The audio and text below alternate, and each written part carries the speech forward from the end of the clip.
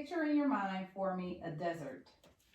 So if you could picture a desert, whatever you think of as a desert, like hot sun, rolling hills with sand. Maybe you feel a little thirsty when you're thinking about a desert. And then for a moment, think about an oasis and what that would be like. Maybe lush greenery, a waterfall, how plush, maybe a wind, a breeze that you feel somewhere tropical. Now, if I asked you what a food desert or food oasis would be, what kind of comes to mind when you think of that? Well, the USDA says that a food desert is defined as an area where households don't have a vehicle in the household, and within a 1 to 10 mile area, there's not a grocery store, a large grocery store available. And in turn, the opposite would be a food oasis, would be areas where there's multiple vehicles in a household, but many grocery stores in an area. So you think of places like in urban areas, like in ghettos where there's maybe convenience stores every other block, but no grocery stores.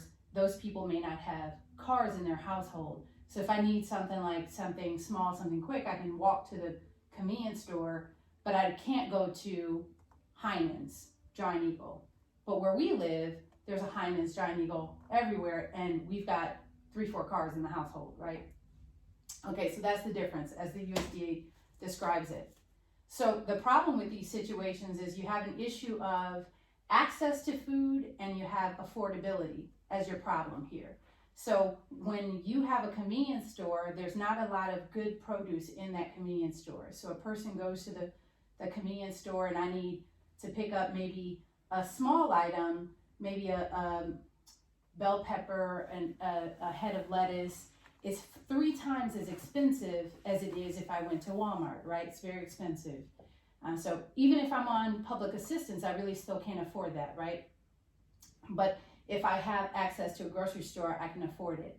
There's a statistic that says that the average low-income household spends 43 cents per 1,000 calories of food versus a higher income household that spends $1.14 per 1,000 calories of food. Think about that difference. That's huge.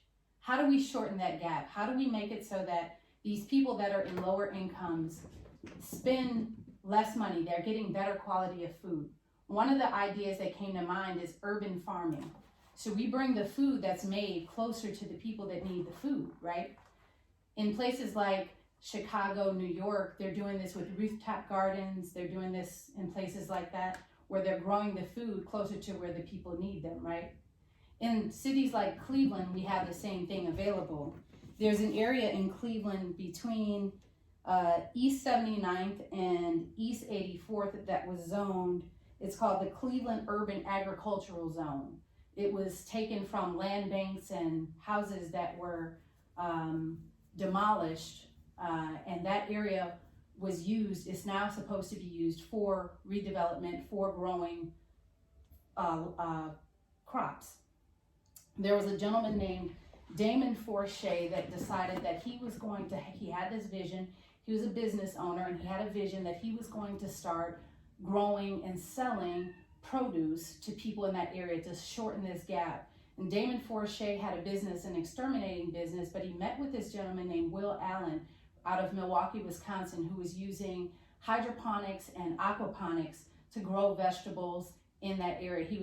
Will Allen was actually named by Time Magazine in 2010 as one of Time Magazine's 100 most influential people in the world, actually.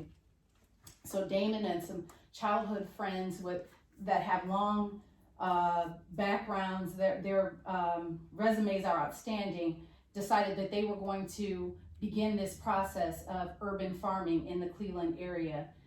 So they started this company called Rid All Green Partnership, and you can find them online by typing in Green and Ghetto. But in that area, they have started with 2 acres of land, and now it's up to 12 acres of land. They do everything from growing produce to they actually you don't make tilapia, Farm tilapia, yeah, fish. So part of the process with aquaponics is the fish is actually organic tilapia, and they train people all kinds of stuff. There's all kinds of programs that they have available with this Green and Ghetto program. You can look it up, but you can actually contribute to it yourself. You can go online and you can contribute to the programs that they have available. It's an outstanding program that they have available. This Rid All Green Partnership, or Green and Ghetto, is something that I think is going to change things here in Northeast Ohio.